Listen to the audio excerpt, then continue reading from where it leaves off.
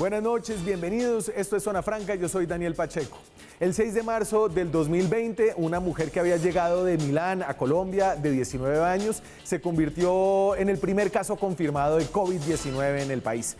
Eso fue hace casi exactamente un año. Hoy, más de 2.200.000 personas en Colombia han sido diagnosticadas como contagiadas y más de 60.000 han muerto por el virus. 60.000. Estamos hablando de una estela de muertes que este país, un país muy violento, nunca había visto nunca, ni siquiera si usted suma los homicidios en los 2 años más violentos de la historia reciente, el 2002 y el 91, se llega a un número de muertes parecido, similar al causado por el virus en nada más un año. Pero hoy el COVID o la COVID ya casi nunca lleva el 19. Se volvió una enfermedad tan cercana, tan difundida, que le quitamos su apellido científico, el 19, y ya nos relacionamos con nombre propio. Un año después se siguen contagiando miles de personas al día. Hoy hubo creo que 3.000 y hasta los más alarmistas se aburrieron de compartir los boletines del Ministerio de Salud con signos de exclamación y los llamados a la urgencia. Un año después, las discusiones sobre si tenía razón Claudia López, que empezó la cuarentena el jueves, o Iván Duque, que la empezó el domingo, tienen ya poco sentido. Hoy las dicotomías entre la vida y la economía se estrellan con la realidad de una enfermedad que sabemos va a estar entre nosotros muchos años más. De la pandemia tenemos legados vigentes, como un programa presidencial, y quizás ese programa sea la señal de algo más problemático sobre la mirada a cómo le ha ido a Colombia con el COVID después de un año. Como el manejo de la pandemia se volvió el gran legado de esta presidencia, que encontró ahí un motivo que no tenía, evaluar cómo le ha ido al país se convirtió también en una evaluación de cómo le ha ido al presidente Duque. Eso no solo es errado, porque cómo le ha ido a Colombia depende de factores adicionales a cómo lo ha hecho el gobierno nacional. Incluyen ahí los gobiernos departamentales, las alcaldías, etc. También politiza esta mirada la discusión y hace más difícil llegar a miradas sinceras, desapasionadas, no interesadas de cómo lo hemos hecho. Vamos a ver si hoy logramos quitar un poquito la política de en medio para mirar atrás, a este año bajo la pandemia que ya cumple Colombia. Aquí arranca Zona Franca.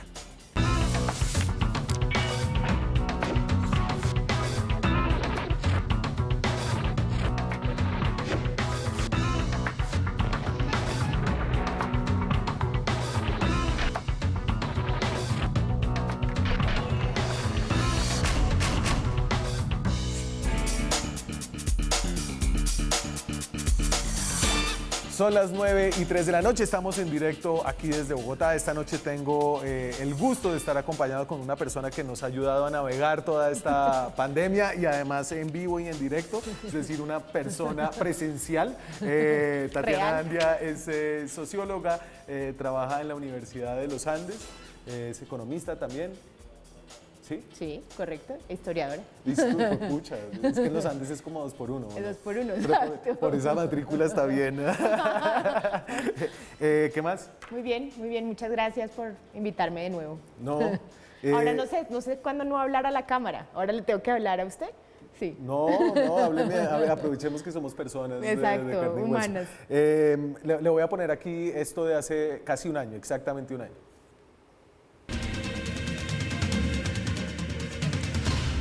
Buenas noches, bienvenidos a esta emisión de Red Más Noticias. El coronavirus llegó a Colombia, así lo confirmó el ministro de Salud, quien explicó que una mujer de 19 años que venía de Milán presentó síntomas. Acudió a los servicios médicos y allí le confirmaron el diagnóstico. El presidente Duque pidió no caer en pánico ni tampoco en paranoia. Hoy en Colombia creo que tuvimos más o menos 2.000, o 2 sí. Estuvo por ahí.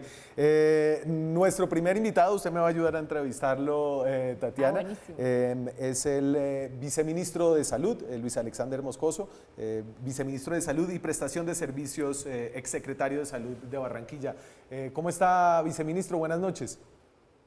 Buenas noches a usted, a la doctora Tatiana y a toda su audiencia. Para todos, una feliz noche.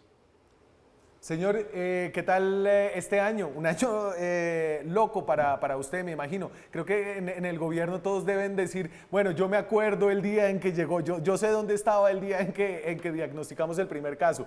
¿Usted en qué estaba? No era viceministro todavía, estaba en Empalme. Claro, tiene toda la razón. Obviamente hacer A mí balances. me recibió el coronavirus. A usted lo recibió el coronavirus. Pero, a ver, me imagino que debe ser como de alguna forma también una experiencia profundamente retadora en lo profesional, dolorosa en lo personal, porque ustedes han estado en contacto con la gente que ha perdido a personas cercanas, con los médicos, y no sé si al final de este año puede decir usted que es satisfactoria, con una sensación de que se ha hecho al menos todo lo que se ha podido hacer. Pues es un año pues doloroso y triste, ¿no? Contar todos los días que los colombianos pierden la vida y dentro de eso se cuentan familiares, amigos, médicos, conocidos, colombianos todos, no es un tema bonito y agradable pues esta pandemia ha sido dolorosa y ha sido triste. Y decir lo contrario, pues retos muchos. Siempre la intención, yo creo que el ministerio, el gobierno ha intentado trabajar, intentando hacer lo mejor posible con la información que dispone e intentando lograr proteger la vida de todos los colombianos, proteger la salud, pero también proteger de los impactos sociales que tiene esta pandemia. Entonces, yo creo que la satisfacción de dormir poco, trabajar mucho, dedicarle mucho cariño, mucho trabajo y mucho esfuerzo todos los días, en conjunto de todas las personas del ministerio y todas las personas del gobierno. A mí sí me gustaría hacerle una pregunta, doctor Moscoso. Bueno, en realidad dos, le voy a hacer dos difíciles, creo yo. Una es si tuviera que hacer un balance de la gestión del ministerio hasta este momento, ¿cómo se calificaría la gestión de todos los funcionarios del ministerio? Y la segunda es cómo siente que ha sido la coordinación interinstitucional con otros sectores, pues no solo con el sector de protección social, en donde ha habido muchas ayudas para muchas personas, sino por ejemplo con el sector de educación. Hay mucha gente que está pidiendo que los colegios vuelvan a reactivarse. ¿Cómo es ahí esa relación? Entonces yo creo que todo esto tiene fases y tiene momentos.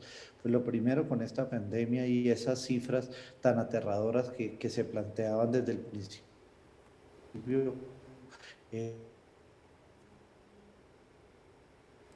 Se nos fue un momentico. Ya no ha llegado, pero entonces. El país éramos conocedores y claros de que era muy limitada. Perdón, creo que se me fue el internet. Sí. Un minuto, sí, Se un le minuto. fue un segundito. Pero si quieres retome ahí que ya lo tengo de vuelta. Volvamos a cuadrar esta conexión. Entonces, y yo la aprovecho que la tengo aquí en vivo y en directo y no se me va a pasmar. Congelada. A ver, el interés de la pregunta y sobre todo el de la relación interinstitucional, que creo que viene a que uno no podría evaluar la pandemia como lo ha hecho el Ministerio de Salud, ¿cierto? Y como lo ha hecho nada más una institución, y es una cosa que ha bajado en todo el tema de salud a una cantidad de instituciones y que ha puesto a prueba todos los niveles del aseguramiento que usted nos ha ayudado como a entender acá en este programa. ¿Qué en particular le genera dudas ahí o qué quisiera usted saber ahí? Pues que yo siento que hay una colaboración que ha sido más exitosa con el sector de protección social, por ejemplo, en las ayudas económicas a los más vulnerables en los momentos más dramáticos de las cuarentenas y de las medidas de confinamiento, y menos exitoso ahora que se necesita reactivar, y hay unos sectores que se reactivan mucho más fáciles, uno ve los restaurantes, en las calles, etcétera, y los colegios por alguna razón, que son instituciones tan importantes, no se toman las calles, no se están reactivando con la misma celeridad, y quisiera saber si es porque no hay una cooperación de la misma, como con la misma facilidad o no. Y entonces ahí creo que tengo de regreso al viceministro. Ya lo tenemos Bueno, otra vez. Sí, qué pena, el internet nos juega pasadas complejas. Entonces estaba hablando que son momentos, yo creo que temas importantes, el aumento de la capacidad instalada el aumento de la capacidad instalada del país. Pasamos de 5.300 unidades de cuidado intensivo a algo más de 12.000 unidades de cuidado intensivo, y tristemente gran parte de ellas las tuvimos que utilizar en los diferentes picos de la pandemia. Teníamos un laboratorio que hacía pruebas de PCR, el instituto. Hoy tenemos más de 175 laboratorios, y lo importante para el futuro es que dejamos biología molecular para todo el país. El aislamiento, el tema de todas estas cuarentenas nos obligó a diseñar un nuevo modelo de salud, un modelo de salud más guiado en la virtualidad, y yo creo que tenemos avances sobre el tema. 101 millones de consultas, de atenciones domiciliarias, teleconsultas, teleasesorías, toma de muestras de laboratorio y medicamentos en cerca de 10 meses. Me parece que es un avance importante en esta nueva forma. Más de 10 millones de consultas mensuales, un tema importante. También el tema del talento humano, más de 135.000 personas formadas en unidades de cuidado intensivo, y ahora más de 40.000 personas formadas en vacunación, lo que significa avances importantes, apoyo importante para la red pública, más de 750.000 millones de pesos dedicados al fortalecimiento del talento humano en salud, tanto en la bonificación como en mejorar las condiciones de salario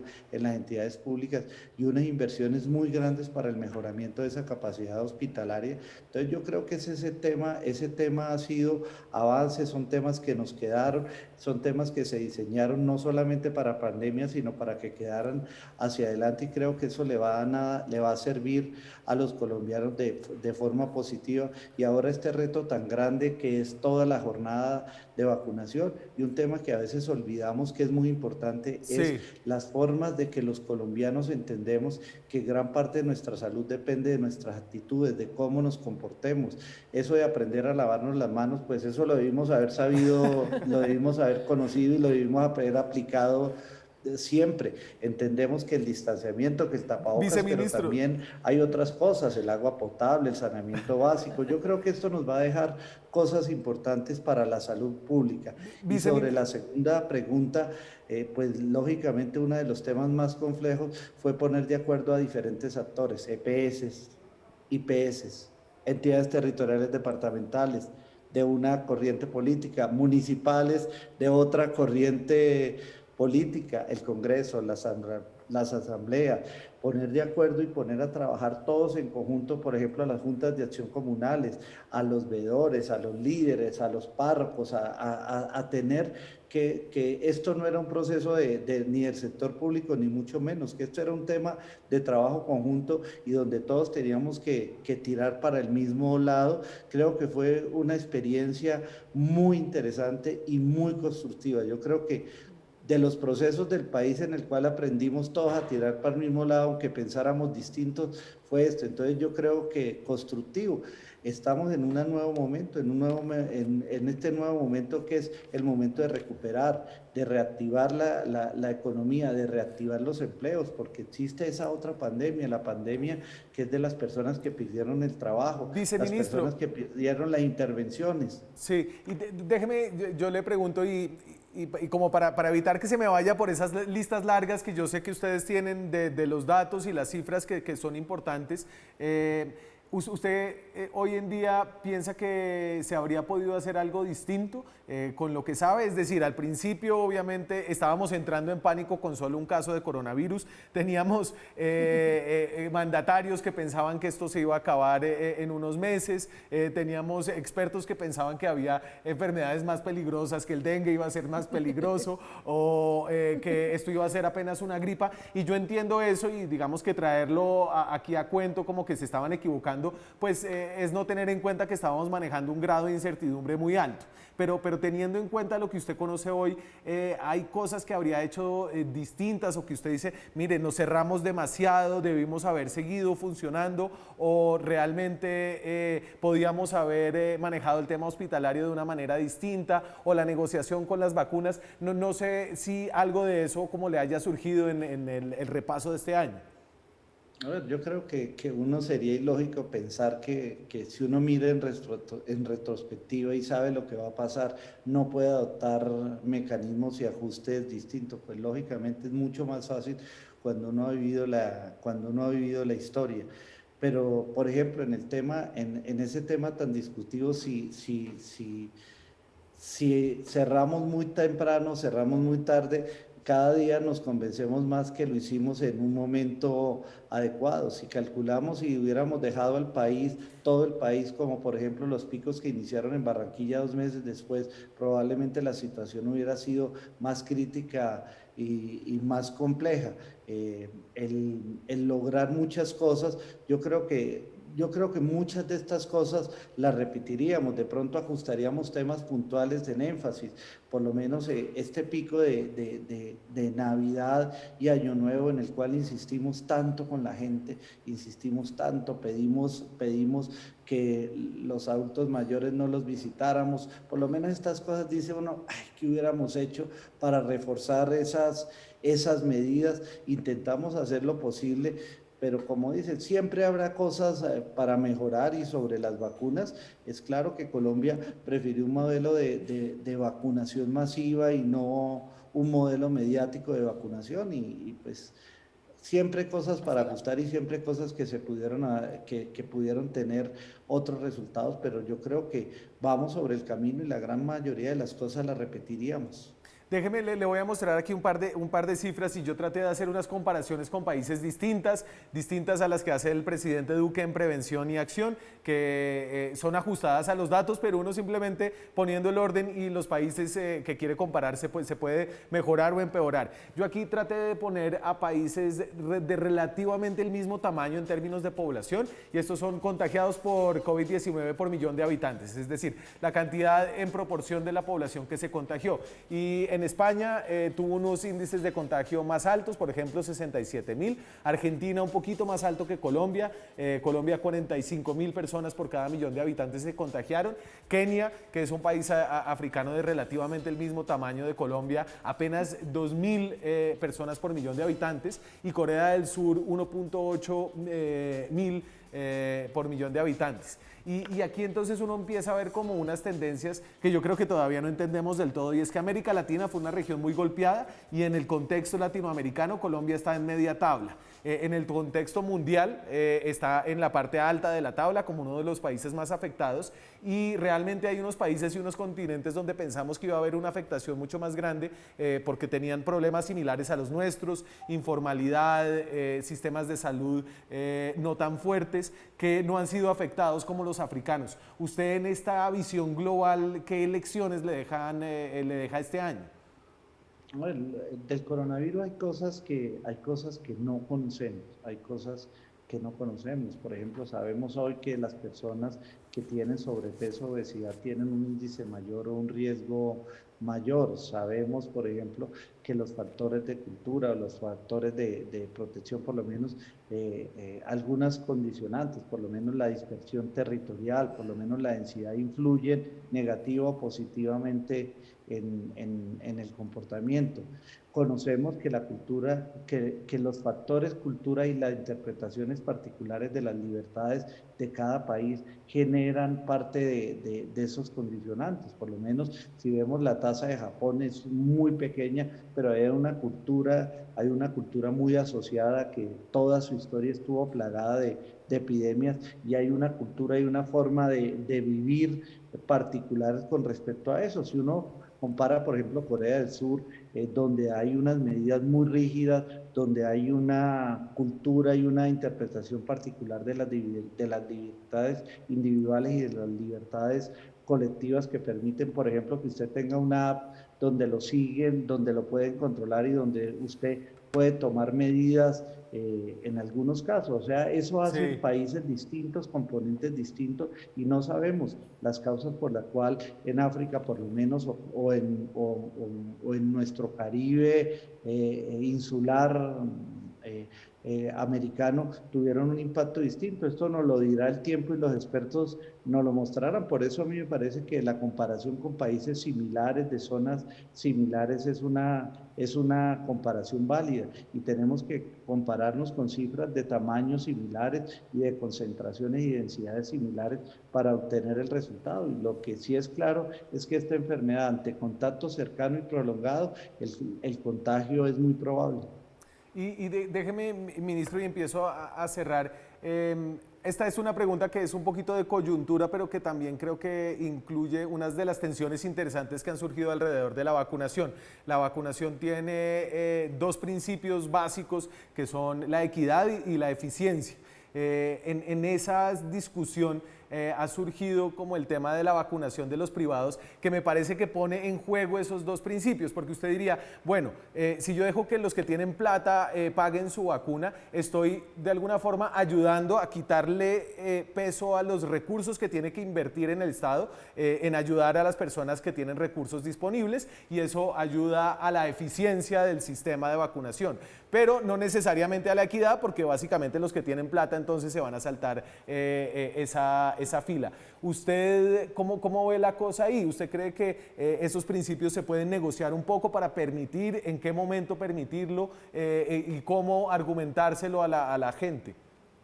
A ver, las vacunas están limitadas, la producción mundial es limitada y lógicamente usted está en un sistema de oferta y demanda.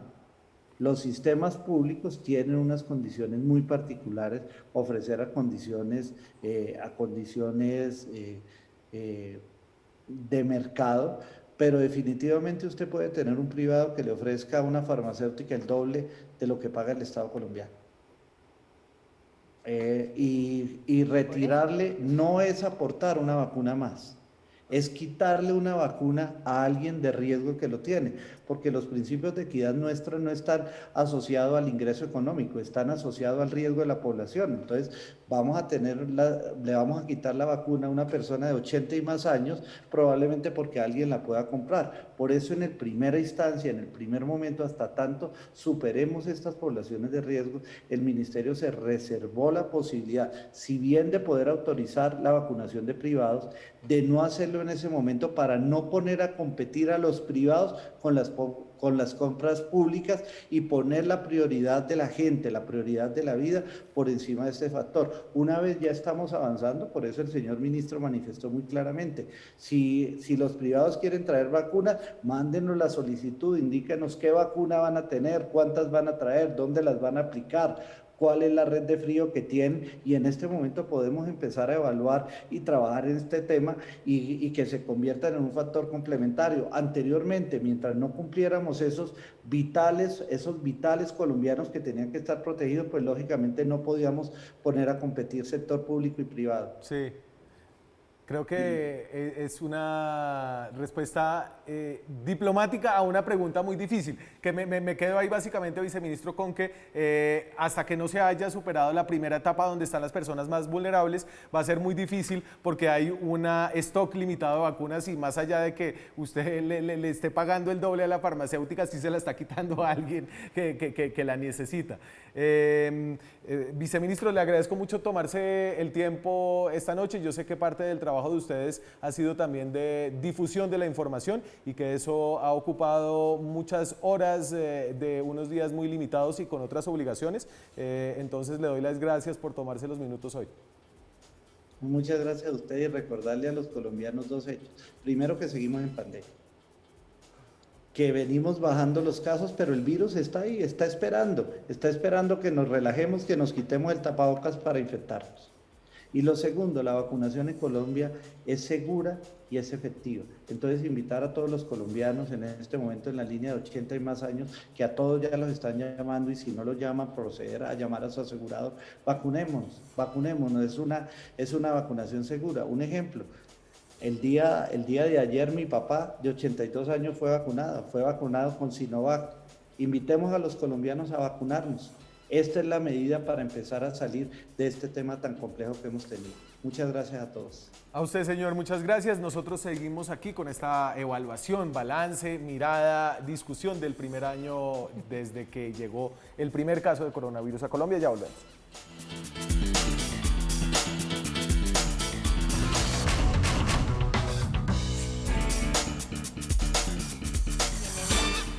Son las 9:28 de la noche. Estamos en directo desde Bogotá.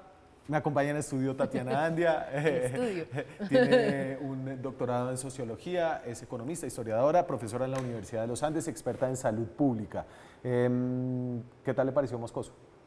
Bien, creo que lo hizo muy bien, respondió muy bien a las preguntas. A mí no me satisface en general la respuesta sobre la compra de vacunas por parte de los privados, pero creo que es un debate que se está dando en Pero a todas ver, partes ¿el del qué mundo. dice entonces? Él dice Ahorita no. hasta que hayamos pasado al menos la primera fase. Sí, exacto, hasta que los más riesgosos, Sí. que son los mayores de 80, Sí. estén todos vacunados. Y ahí sí, eventualmente se comienza a contemplar la posibilidad y dependiendo de los planes, etcétera. Pero yo sí creo que hay un empuje fuerte para permitir que los privados compren vacunas y vacunen de otra forma. Claro, y entonces yo decía, bueno, esto podría agregar a la eficiencia sin dañando un poquito la equidad en el sentido en que se salta en la fila, pero es más problemático porque como hay un número limitado de vacunas en el mundo. Muy limitado, es que no es un poquito limitado, es muy Entonces, limitado. usted no solamente está agregando un poquito a la eficiencia, sí, pero quitándole una vacuna que podía tener alguien que la necesitaba más que usted. De acuerdo. Y eventualmente usted sí se está saltando la fila de personas que estaban, digamos, una persona que está muy atrás en la fila se puede saltar muchos puestos, digamos, ¿no? Voy aquí a meter a dos voces, a invitar a dos voces adicionales a esta discusión. La voz de Ana Carolina Maya, que es psicóloga de la Universidad Nacional, especialista en investigación social, hizo un máster en epidemiología clínica también en la Nacho y está haciendo un doctorado en la Universidad de Antioquia. ¿Cómo está, Ana Hola. Carolina? ¿Qué más? ¿Cómo estás? Buenas noches a todos ustedes. Saludo acá desde Medellín. Y mi colega periodista, colega en La Silla Vacía, Juan Esteban Lewin, que es el director editorial de La Silla Vacía, pero no es mi jefe, digamos. No lo vamos a discutir ahora, ¿no? Ahora que terminemos lo hablamos. ¿Qué más, Juan Esteban? Bien, ¿cómo va todo? Hola Tatiana, qué bueno Hola, verte. Juan. Hola Ana, qué bueno verte también. Hola. Lewin ha cubierto todos los procesos relacionados con el coronavirus y ahora la vacunación en La Silla Vacía. A ver, los cojo con la discusión que nos dejó abierta ahí Moscoso, que no tiene que ver con el balance que estamos haciendo hoy, grande, pero sí nos ponen en un debate muy interesante y es el debate de coyuntura de los privados en la vacunación. Y decía él, si no lo estaban escuchando, ahorita no, pero de pronto en las siguientes fases sí. Y yo le preguntaba por esta tensión entre la equidad y la eficiencia y creo que Ana Carolina, él lo que decía es que básicamente ahorita cualquier vacuna de los privados es una vacuna que se le podría poner a alguien que la necesita más que el que la compra. De acuerdo. De acuerdo, y estoy de acuerdo absolutamente con que iniciar a comercializar vacunas en este momento es abrir grandemente las brechas de inequidad, porque precisamente los gobiernos y los pueblos que menos puedan adquirirlas a través de entidades privadas son las que van a quedar más y más relegadas, y permitir eso en una fase tan temprana de vacunación es de una vez descararnos y decir que es que vamos a hacer vacunación privada y no pública como es el deber ser. Juan Esteban, y yo sé, usted y yo sabemos que estamos trabajando en una historia que busca responder algunas preguntas ahí, pero que todavía no sabemos qué nos va a decir la reportería, pero sí parece que inicialmente hay unas fuerzas importantes que están empujando hacia ese lado. Bruce McMaster de la ANDI, que es un gremio muy grande, viene diciendo, los privados queremos ayudar, miremos a ver cómo podemos ayudar, es decir, me compré una vacuna para mí y de pronto es 2 por 1, es como los zapatos esos que usted compra unos zapatos y le regalan otro par de zapatos a alguien que los necesita en un país del tercer mundo, pero se sienten como fuerzas ahí también.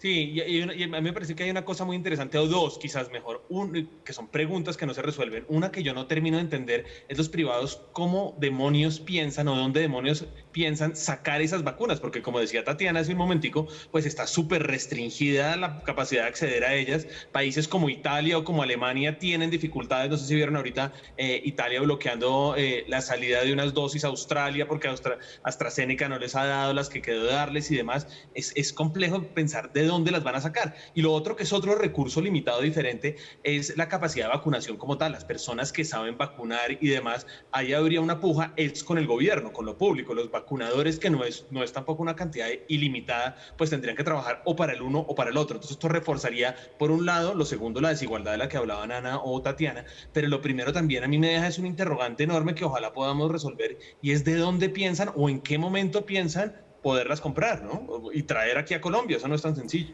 Claro, Moscoso ahí decía, mire, si las y el que estuvo hablando con las farmacéuticas, si usted le ofrece el doble a una farmacéutica, pues se la venden. Pero sabe que ahí hay una cosita, y es que, claro, los contratos no los podemos conocer, son totalmente confidenciales, pero las fuentes que tengo yo me han dicho que en los contratos quedó bastante claro del lado del gobierno que las farmacéuticas no le pueden dar las dosis a alguien que llegue después, o que si se demoran tienen que demostrar que lo trató en igualdad de condiciones a los demás. Entonces ahí se puede armar un lío jurídico, y no solo en Colombia. Imagínese, no sé, Pfizer vendiéndole a una empresa colombiana en vez de entregarle a Brasil o a Argentina o a Estados Unidos, el enredo en el que se meten ellos. Entonces a mí tampoco me parece tan obvio, por lo menos en este punto, no sé, dentro de 3 o 6 meses. Sí, Ana Carolina, usted quería meter ahí la mano. No, y precisamente, es decir, si empezamos a entrar en el juego de la oferta y la demanda con las vacunas, pues no hemos entendido nada de la pandemia, porque es que la pandemia no vamos a salir de la pandemia de forma individual. El empresario que compra las vacunas para darlas a sus empleados, podemos asumir que se las va a descontar. No creo que haya empresarios realmente tan altruistas que le vayan a regalar a todos sus empleados las vacunas, se las van a descontar de sus salarios, o sea que los vamos a obligar a pagar sus vacunas, pero además de eso, precisamente entramos en un juego de oferta y demanda de quién ofrece más y quién da más el hecho de que ya estamos pensando en tener pasaportes de vacunación o permisos para viajar para vacunados. Entonces, vamos a generar todo un mercado alrededor del COVID, y no hemos entendido que esto es un problema de salud pública, que si no lo abordamos desde una mirada pública y común, no vamos a salir de esto fácilmente. Y entonces me voy a devolver ahora como a la propuesta inicial, y es, ha pasado un año, cómo nos ha ido, y lo voy a hacer con una visión política muy ácida acerca de cómo ha sido la pandemia. Muchachos, me voy a desordenar aquí el tuit de Gustavo Petro. Y este es un trino que hizo el senador Petro, candidato a la presidencia, citando un estudio que ya les muestro, un ranking más que un estudio, y dice Petro: Colombia queda en el puesto 96 entre 98 países frente a la estrategia contra el COVID. Solo aplausos de la gran prensa al ministro de Salud de Vargas, al secretario de Salud Fajardo y a Duque. El secretario de Salud de Fajardo es el de la Alcaldía de Bogotá, para darles contexto. El de Salud de Vargas es el ministro Fernando Ruiz. Ahí habría podido agregar el viceministro de Alex Char, que es el viceministro con el que acabamos de hablar, que trabajó con Alex Char en la Alcaldía de Barranquilla. Por seguir la estrategia de inmunidad de rebaño, Trump y Bolsonaro, así quedamos. Y pone el siguiente ranking. Y esto es, no lo vemos muy bien, pero simplemente quiero que noten que Colombia está puro abajo, y este es un ranking que está con Brasil, México, Irán, Estados Unidos, Bolivia, arriba está Nueva Zelanda, y lo que mide son un modelo que mezcla casos totales confirmados, muertes totales, casos por millón, muertes por millón, y pruebas hechas en cada país. Más allá de como lo que dice este ranking, Tatiana, ¿a usted le parece que Petro tiene razón? Uf, esa estuvo difícil. Yo creo que no, digamos, creo que hay unas variables que no están medidas en ese ranking. En ese sentido diría que no tiene razón, pero sí creo que puede tener razón en que yo siento que hay muy poca autocrítica en este gobierno. O sea que está muy a la defensiva de estamos haciendo todo lo mejor que podemos y por lo tanto lo estamos haciendo bien, y hacer lo mejor que uno puede no es necesariamente hacerlo bien. Sí. pues todos los apellidos de los viceministros y ministros pues me parecen innecesarios, pero creo que sí hay cosas que tendríamos que revisar. O sea, efectivamente nos va mal en número de muertes, nos va mal en rastreo de contactos, no lo estamos haciendo perfecto. Entonces, yo sí creo que hay cosas que revisar y no hay mucha apertura a la autocrítica. Y les hago la misma pregunta a ustedes, y comienzo con Ana, y no sé si usted cree y tiene algo como más específico que se le ocurra en lo que lo hemos hecho mal y en lo que hemos sido especialmente complacientes. Hemos sido especialmente complacientes en no evaluar los planes de implementación. Nos presentan proyectos, protocolos muy hermosos, muy lindos en papel, pero no se evalúan los riesgos de la implementación de esos protocolos y en eso es lo que hemos visto que se falla continuamente. Entonces tú ves todo en papel divino, pero la implementación Todo siempre falla porque no se le presta cuidado. De acuerdo. Y Juan Esteban. Yo creo que hay otra cuestión en la que de verdad me sorprende el vacío que hubo en el cubrimiento mediático de un tema que en su momento fue la gran propuesta del gobierno. Después de toda la discusión, si ustedes se acuerdan del primer momento, la cantidad de casos y de pruebas, llegamos a un momento en que más o menos la bala mágica, ¿no? Lo que nos iba a salvar era el rastreo, y lanzó el gobierno Duque una estrategia que se llamaba el PRAS, Sí, que después tuvo otros un nombres fracaso locales. total. Y después no nos volvieron a hablar de eso. ¿O ustedes han vuelto a oír de eso? Yo la verdad no. Después pasamos a las vacunas, pero el PRAS desapareció. Y la verdad, los datos que logro no tener, que son de difícil acceso, es que básicamente el PRAS ha funcionado muy poco, más allá de alguna que otra cuña radial, que quizás ustedes han escuchado, pero de resto, ese rastreo que era fundamental para poder hacer, para saber la velocidad de contagio, para poder hacer círculos, ya no me acuerdo cómo se llama, pero encerrar como lugares donde estuviera muy fuerte la pandemia, pues desapareció. Y yo creo que ahí falta una autocrítica enorme. Y creo que el gobierno respondería ahí, pero mire, estamos mejor que Argentina, un poquito peor que Brasil, pero creo que son... No, realmente responderían, el PRAS es un tablero y ustedes pueden ver ahí y no sé qué, y realmente el reto real era un reto de coordinación, era lograr que las EPS le hicieran pruebas a personas que no estaban afiliadas a su EPS y le lograran hacer el rastreo de contactos. Era un problema de coordinación y se resolvió en algunos lugares, pero en la mayoría del país no. A mí me llamaron, una vez que me hice una prueba porque tuve un contacto riesgoso, me llamaron un par de veces y me he hecho varias pruebas más después de otros contactos riesgosos y nunca más me volvieron a llamar. Tengo que hacer una breve pausa, seguimos con este maravilloso panel discutiendo un año después del primer caso en Colombia. ¿Qué ha pasado? ¿Cómo estamos? En un par de minutos, no se vayan, ya volvemos.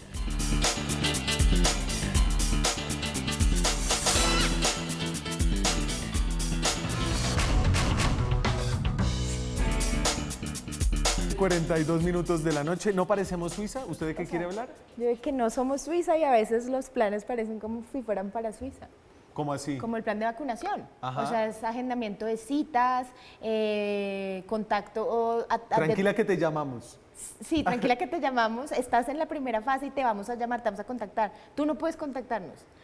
Puedes contactarnos metiéndote en la página web y luego vas a ser verificada por 5 días a ver si tienes las comorbilidades, etcétera. Simplemente es como, eso no funcionó ni siquiera en Europa y no estamos pensando en una campaña masiva de venga el que pueda venir, que cumpla estos básicos requisitos como lo están haciendo en Chile y por eso están vacunando tan rápido. Que era un poquito lo que pasó con el PRAS, era como un PRAS diseñado para Corea del Norte, sin los hoteles. Sin rastreo, sin poder vencer el habeas data y etcétera de los celulares, como Corea sí podía. Entonces, de repente tenemos una gran idea súper que revisó toda la evidencia científica y muy crack, ¿cierto?, en el papel, pero que era un poco lo que decíamos antes, y realmente en la práctica lo que necesitamos es la antigua salud pública, jornada de vacunación, si usted es mayor de 65 años, acérquese y vacúnese ya. Y le pregunté a cada uno de ustedes un poco en qué se quería enfocar como en estos minutos que nos faltan. Juan Esteban, usted decía que quería hablar de la ciencia y cómo la ciencia se ha visto en práctica. Déjeme, yo le meto ahí una pildorita mía y es, a mí me ha parecido increíble durante este año como hemos visto la incertidumbre en la práctica, es decir, no sabemos nada, no sabemos nada realmente de lo que va a pasar mañana y esta pandemia no lo demostró. Al principio pensamos que era un encierro de una semana, de 2 semanas, iba alargando y nadie sabía nada. ¿A usted le ha parecido interesante cómo la ciencia ha interactuado con la gente? Sí, que eso tiene mucho que ver con lo que usted dice de la incertidumbre, ¿no? Parte de lo que hemos visto es la ciencia actuar a una velocidad brutal, con una coordinación global también impresionante, que viene desde la secuenciación del genoma del coronavirus, pues del virus que produce el COVID, del SARS-CoV-2, que es absolutamente impresionante. Pero, y yo creo que eso es una cosa muy positiva, la verdad, la ciencia logró tener una vacuna en una cuestión de un poco más de un año y eso es un logro de la humanidad enorme. La contracara, quizás, y creo que Ana va para allá ahorita, es cómo ha sido difícil comunicar, que la gente entienda, explicar a la gente, entenderlo uno mismo, ¿no? Ese grado de incertidumbre. Yo decía ahorita cuando la cámara estaba apagada, ¿no? Que no sabemos, por ejemplo, hoy todavía ninguna de las vacunas cuánto tiempo nos da la inmunidad o cuánto dura la inmunidad cuando uno está contagiado. Y vivir con esa incertidumbre de la que usted hablaba, a pesar de los avances de la ciencia, pues la verdad es muy difícil. Yo creo que es psicológicamente muy pesado, pero hay una cuestión de comunicación que yo creo que Ana quiere profundizar en ella, ¿verdad? Sí, y le quité el papel de dar la palabra para que vea. No, señor, aquí yo sí soy su jefe. Ya, no, para que vea. y antes de darle la palabra a Ana, les pongo este pedacito de video de... Esto no es para echarle en cara nada a Claudia López, es como la incertidumbre en la práctica, en ese momento, cuando estábamos empezando estas cuarentenas. Ahí va. Los bogotanos deben ir preparándose para una cuarentena que seguramente irá más allá del 13 de abril. Sin duda, te lo digo con más claridad, Yamita.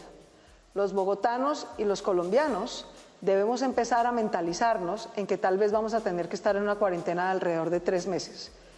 A eso es a lo que yo llamo alerta naranja. 3 meses más bajo encierro. 3 meses más cuidándonos.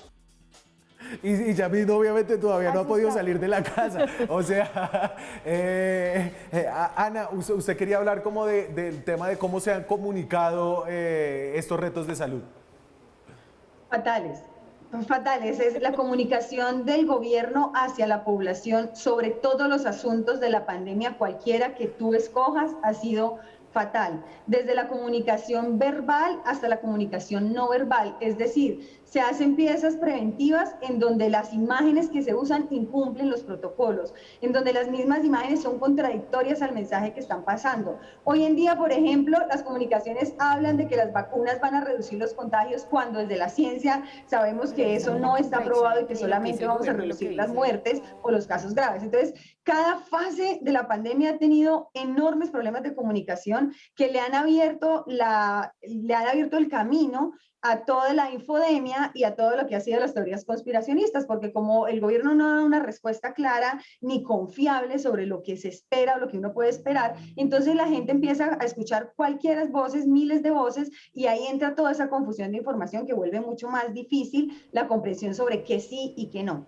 Pero además se nos olvida bajarle al tecnicismo y se nos olvida que a la gente hay que llegarle desde la emoción y no solamente desde lo técnico, y digamos que esa es la labor de algunos de los otros científicos. Algunos científicos se dedican muy a lo técnico, a informar desde redes sociales y tratar de educar desde lo muy técnico, y a mí, por ejemplo, me gusta más bajarme al lenguaje de lo más popular, porque me interesa que la tía, la señora, la abuelita, el papá, el abuelo, todo el mundo entienda de qué estamos hablando y qué es lo que necesitamos aprender a hacer y saber hacer. Eso hace falta, y me uno también a lo que ya dijeron antes, que nos falta salud pública, promotores de salud, de esos que van y educan cada cuadra, cada vez que vacunan, cada vez que toman datos, hacen educación y conocen a la gente de cada lugar. Eso es unas pérdidas que hemos tenido en salud pública anteriores y que la pandemia viene a recordarnos que nos hace mucha falta esa cercanía con la gente y esa salud pública diferente a la que hacemos actualmente. Y déjeme, yo mezclo un poquito de lo que ustedes han traído acá para recordar algo que es como recurrente en los balances sobre todo de los funcionarios políticos, del presidente de la República. Siempre dice, todas las decisiones que hemos tomado las tomamos luego de habernos reunido con expertos, siguiendo las recomendaciones, y yo creo que no es una forma de lavarse las manos, sino que en un sentido, el gobierno de Colombia, a diferencia de otros gobiernos, como el de Trump, que tuvo esta famosa pelea con Anthony Fauci, el médico asesor del COVID en Estados Unidos, con Bolsonaro, pero en Colombia los técnicos sí brillaron, sí salieron a flote, los científicos.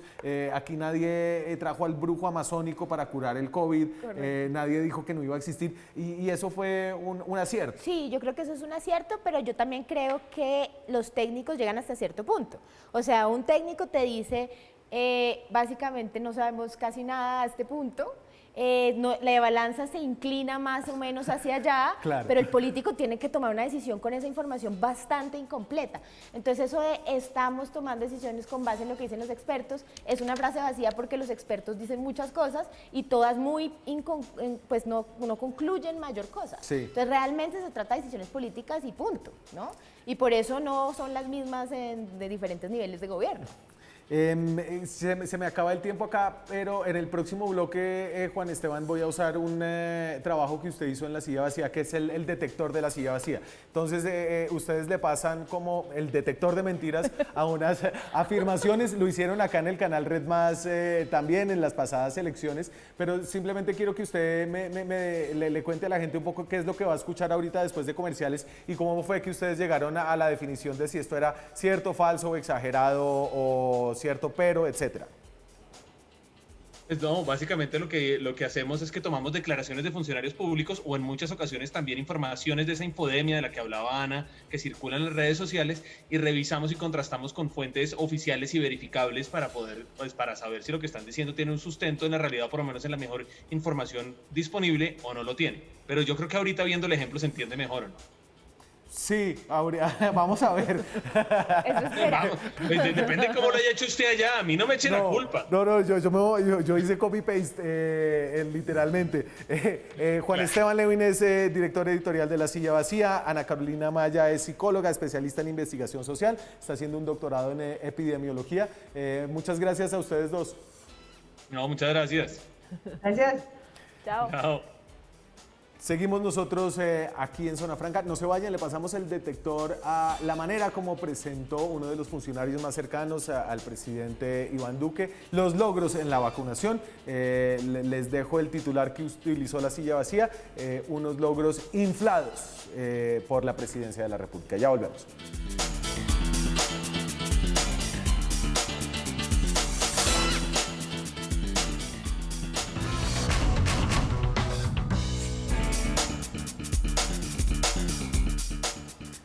Seguimos en Zona Franca, 6 minutos para las 10 de la noche. Estamos en directo desde Bogotá y hablando de este balance de un primer año desde que se confirmó el primer caso de COVID en Colombia. Voy a hacer una sección que tomo de La Silla Vacía. Este es el detector de mentiras de La Silla Vacía, que es uno de los trabajos que hace este medio de comunicación donde yo trabajo. Este no lo hice yo, lo hizo Juan Esteban Lewin. Y fue un chequeo a Víctor Muñoz, que dio una entrevista en el diario El Tiempo con afirmaciones como estas sobre el plan de vacunación. Esta semana llegaron al país 117.000 dosis más del mecanismo COVAX. Esta es la primera entrega de vacunas de COVAX en todas las Américas y la segunda en el mundo. Esta afirmación fue exagerada porque el 1 de marzo, sí, Colombia se convirtió en el primer país de América en recibir las vacunas a través de este mecanismo COVAX. Fueron 117.000 dosis de la vacuna de Pfizer y BioNTech. Sin embargo, Colombia no fue el segundo país del mundo en recibir las vacunas con este mecanismo. Según la OMS, fue el tercero, después de Ghana y Costa de Marfil. Pero según un comunicado del Ministerio de Salud, del mismo Ministerio de Salud del gobierno que representa a Víctor Muñoz, Colombia fue en realidad el quinto país del mundo en recibir vacunas COVAX, después de Ghana, Costa de Marfil, India y Corea del Norte. Las palabras importan y en este punto entonces se detectó esta afirmación como exagerada. Va la siguiente. Y esta fue una falsa. En febrero llegaron el 100% de las vacunas esperadas. Y esta es una afirmación falsa porque el 12 de enero el gobierno mostró un cronograma tentativo de la llegada mensual de dosis y proyectó que en febrero iban a llegar 850.000 dosis. El 29 de enero el Ministerio de Salud presentó un cronograma actualizado en el que señalaba que en febrero llegarían 337.000 dosis. Esta meta menor no se cumplió. Según datos del propio consejero Muñoz, llegaron apenas 292.000. Por eso decimos que esta fue una versión un poco inflada de los logros del gobierno en las vacunas. Dame la siguiente, por favor, señor. Y esta es, el ritmo de vacunación es incremental. Esta es una muy importante. Creo que es la más importante y lo que quiere decir aquí Víctor Muñoz es que cada vez sí, empezamos poniendo 5 vacunas el primer día y nos tomamos 80 fotos, pero porque al día siguiente íbamos a poner cada vez más y más y más, y eso no ha sido el caso. Yo vi hoy, por ejemplo, hoy tuvimos menos vacunas de las que habíamos tenido ayer, y es debatible porque hasta donde ha sido incremental, porque si bien en general se ponen más en los días más recientes que en los primeros, obviamente cuando se ponían muy pocos, la tendencia no ha sido permanente ni es consistente. Al ver las dosis aplicadas cada día ha subido y bajado, como pueden ver en la información que tiene el gobierno. Por ejemplo, el 18 de febrero se aplicaron 11.900 dosis y el 24 de febrero solo 2.000. En los siguientes días se incrementó el ritmo hasta que el 27 de febrero se pusieron 32.700, pero al 28 de febrero bajó otra vez a 16.500 y pico y volvió a subir, pero a 21.861, y volvió a bajar después hasta 14.000 el 4 de marzo. Es decir, este no ha sido un ritmo incremental. Voy a dejar ahí el detector con estas 3 porque creo que esta última me parece la más importante y quiero que charlemos un poquito más con Tatiana. Buenísimo. ¿Sobre la vacunación incremental? No, ¿sabe qué? Y charlemos, y esta va a ser dura para 3 minutos, pero yo creo que va a ser importante porque creo que el COVID mostró qué tipo de sistema de salud teníamos, todo el mundo empezó a ver qué era lo que había, y en medio de eso encontró un sistema con muchas debilidades, sí, pero un sistema que existe, que logró evitar lo peor de una pandemia muy fuerte. De acuerdo. Y yo creo que, o sea, el sistema de salud cubre a buena parte de la población, y eso es un logro en el contexto, por ejemplo, latinoamericano. Tiene el gran defecto que es fragmentado, y como es tan fragmentado, cosas como el PRAS que recordaba Juan Esteban, pues no funcionan tan fácilmente, como la vacunación no está funcionando tan fácilmente, porque están esperando que sea el sistema de salud el que llame y contacte a las personas, y no necesariamente el sistema tiene la capacidad para hacer eso. No tiene ese nivel de granularidad en la información. Claro, porque hay privados que son las EPS. Y privados de diferentes calidades. Es claro, que no es lo mismo estar en cierta EPS que en otra EPS, no es lo mismo estar frente al hospital público de un lugar que estar frente al hospital privado elegante de Bogotá. Y entonces no es lo mismo, hay muchas desigualdades al interior del sistema. Por eso, para equiparar, ¿cierto?, tocaría pensar más en una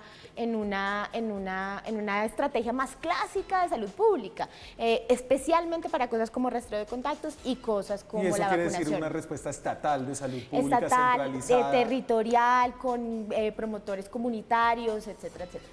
Y puedo decir una cosa, usted me dijo, piensa en una frase, ¿y sí, puedo decir mi frase? Sí, claro. Yo creo que hasta este momento todo ha sido tapar huecos, o sea, todo ha sido detener la hemorragia. Es una pandemia, todo se nos viene encima, etcétera, pero ya sabemos suficiente como para pasar a pensar estratégicamente, y yo creo que no estamos haciendo esa transición. O sea, ya se cumplió el año y no estamos pensando en los efectos de largo plazo de la desigualdad, no estamos pensando en salud mental y unas cosas que ya dejan como su huella, y no estamos pensando en producir vacunas o en soberanía farmacéutica, cosas estratégicas de largo plazo. Perfecto, yo haría eso. Perfecto, con Prupa. Muchas gracias, Tatiana, por haber estado acá. Es un placer interactuar con personas de carne y hueso, especialmente tan inteligentes como muchas usted. Gracias. Muchas gracias a ustedes que nos acompañaron esta noche. Quédense con Zona Franca mañana. Viene Carlos Cortés con más periodismo, más debate, más opinión. Chao.